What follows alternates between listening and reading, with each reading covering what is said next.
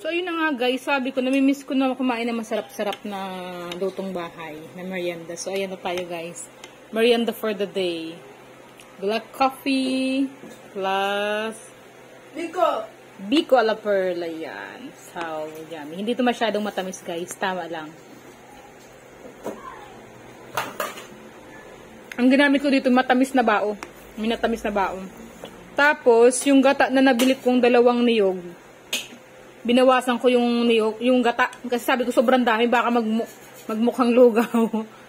Buti na lang, tama yung estimate ko talaga. Kasi half kilo of rice yung ginawa ko eh. Sarap. Yummy. Tamang-tama lang. Sarap magmukbang guys. Makakamis din.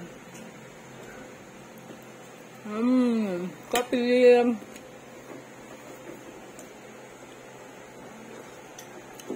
Sarap. Sasya nga, paubos na yung ano yung sasya.